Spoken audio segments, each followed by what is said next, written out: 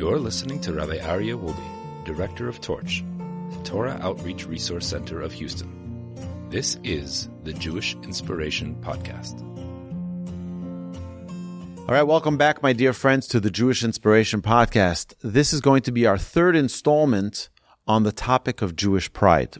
Since the terrible, devastating massacre of October 7th, there's been an uprising in the Jewish community of people who were connected perhaps a little bit less in their Judaism, who are now taking interest and feeling, I need to be proud to be Jewish, not to shy away, not to run away from my Jewish connection to my Jewish roots, but rather embrace it. So what we're attempting to do here is to share with our friends online and give them hopefully the tools so that they know what they are proud of. What are we to be proud of in being Jewish? So we begin with the following. Number one, we said was to understand that we have a direct connection with God. There's no intermediaries. Judaism, we have direct connection to God. Number two, we talked about that we have the manual for living. We have the manual. And the world is jealous of us for that manual that we have. But number three, I think, is very, very important. And we need to put ourselves for a second into a frame of mind and understand that the Torah that we have today is the exact same Torah that was given to us at Mount Sinai in front of the entire world. You see, we don't have a document that was given in secret by an individual's prophecy. They say Muhammad had a dream, and he says that in his dream, God told him that he is now the chosen one. Well, go refute that dream. Well, there are people who tried to, and they got killed and murdered for even asking questions. The same thing you have with Christianity is an individual had a revelation and take that revelation and accept it or else. In Judaism, there's no such thing. No individual, even Moses, did not have an individual prophecy that commanded the Jews to do one thing or another. Rather, it was a public revelation that the entire Jewish people were witness to. In fact, our sages tell us that the entire world was witness to it. The entire universe, everybody witnessed the Jewish people receiving the Torah at Mount Sinai. Even more interesting is that every religion acknowledges that the Jewish people received the Torah at Mount Sinai. But no religion agrees with Islam. No religion other than Islam itself. No religion agrees with Christianity except for Christians. There's nobody who agrees with Buddha and Buddhism. But everybody agrees that the Jewish people received the Torah at Mount Sinai.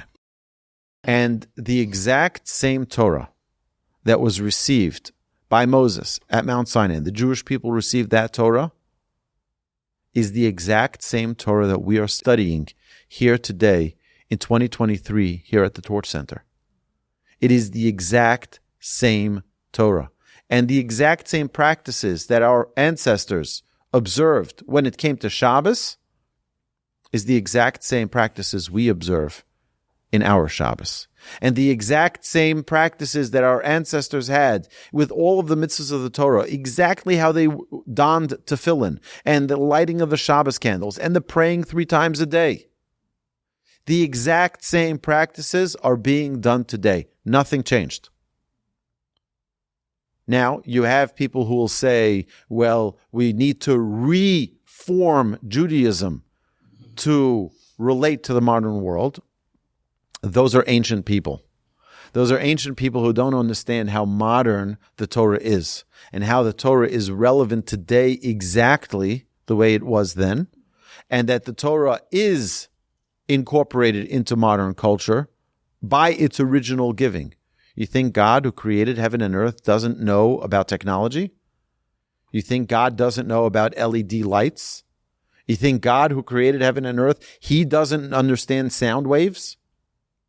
We need to reform Judaism in order to create a Judaism that's relevant. The only way you can get to such a conclusion is if you take God out of the picture. If you take God or don't believe in God to begin with, then you say, oh, God just missed the boat. He doesn't understand that our modern culture is different. And we have technology. And God didn't know what technology was when he created the world. He never imagined that we would discover, really, God created it. What type of nonsense would that be? For God to create the heaven and earth, to create all of the technology that's here today, which wasn't discovered. Just an amazing Chavetz Chaim. The Chavetz Chaim who passed away in 1934 was asked, why is there such an incredible, and this is back, again, he passed away in 1934. So this question probably happened 15, 20 years prior to his death. And they asked him, why is there such a revolution of technology in our generation? Because you had the locomotive, you had the big printing presses. It was unbelievable. And you know what he said? He said, so that there can be an abundance of emunah in the world. Emunah means knowledge of God. There should be an abundance of God's presence in people's lives. Because imagine this. Here we are sitting in Houston, Texas. I have a couple of pieces of plastic in front of me. They're called cameras. And imagine that these pieces of plastic can now display the image that you are watching right now, wherever you are in the world. And the sound waves that you're listening to right now can be played all across the globe. It can be played on the moon. And you think that this piece of plastic that records this content is greater than God? You think God can't see? This is what we say in Psalms. King David says, you think the creator of the eye can't see? You think the creator of the ear can't hear? You think the creator of MP3 recorders can't record what we say and do? Yodea machshavos. God also knows our thoughts. God knows what we're thinking. All of that was given to the Jewish people at Mount Sinai 3,335 years ago. All of it. And the exact same practice that we have today is the practice that our ancestors observed 3,300 years ago.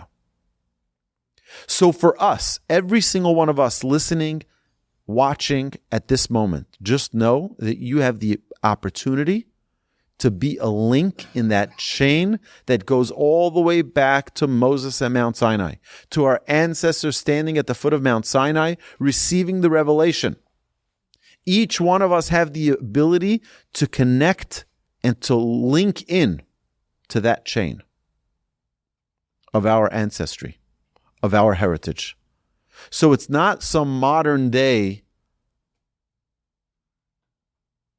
religion that's not thought through, that's not clear, that's not understandable, that's not relatable.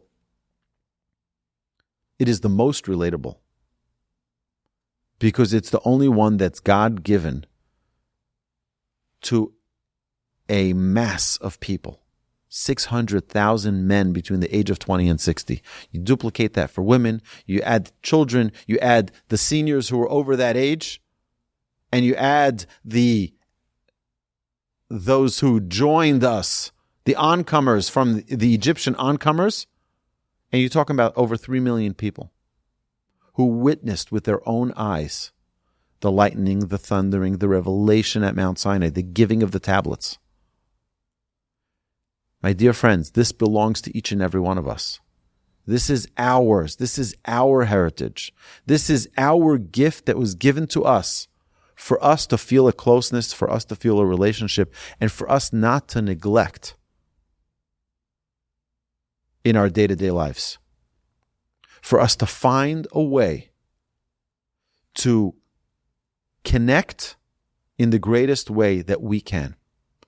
My blessing to each and every one of you, and myself included, is that we merit to grow and connect every single day to become more connected with God, to become more connected with our Torah, to become more connected with our relationship with Hashem. Because after all, every single mitzvah that was given to us in the Torah is a tool to build our relationship with God. It's just like you have People who travel around the world, they collect souvenirs. What do you need souvenirs for? Is that going to make you feel like you're in Switzerland again? No. Is that going to make you feel like you're by the Eiffel Tower? No. But the reason I do that is so when I look at that miniature Eiffel Tower memorabilia that I bought, when I look at it when I'm back home, it'll bring me back the memory and the recollection of that experience. I'll be able to, you remember that we did this, you remember we did that. That's why people buy stickers.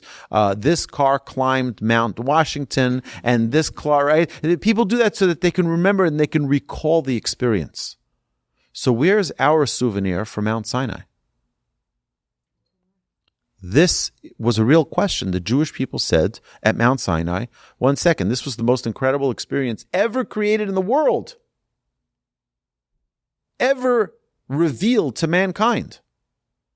And now how are we going to bring back this memory? How are we going to be able to recall this experience? The Jewish people said to Moshe, we need something. So Hashem gave us 613 souvenirs. And those are the 613 commandments that we have that are able to be utilized to connect to God in the deepest way possible. This is what we have. This is the gift that God has given us. 613 souvenirs. Now, someone can say, well, that's a little bit excessive. Don't you think God could have been okay with just 10 commandments? Or just one commandment? 613? So you ask people who go travel around the world. It's like, isn't it enough to just have, one from the United States? You don't need from Niagara Falls and from Mount Rushmore and from the Colorado Rockies and from Los Angeles and from Vegas and from wherever else you went and NOLA.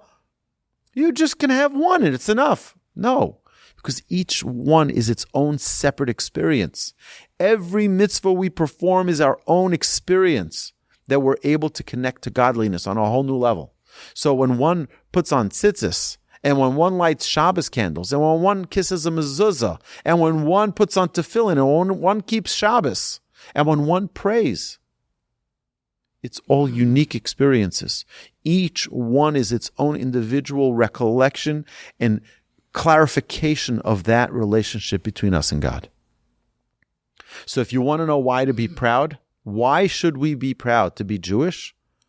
Because we not only have a direct relationship with no intermediaries, and we not only have the original manuscript, we have the original, authentic tool to connect to God, and that is the Torah. It is the only religion that has a national revelation in front of multitudes, where the Torah was given, where God says each one of these has the opportunity and potential to bring you all the way in front of the Almighty, to have the greatest clarity of our beautiful relationship with God. Hashem should help us all, that we should merit to connect with God in the greatest way possible. Have a magnificent Shabbos. You've been listening to the Jewish Inspiration Podcast, a Torch production.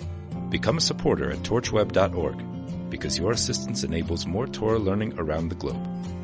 To find more lessons offered by Torch, please visit torchpodcasts.com.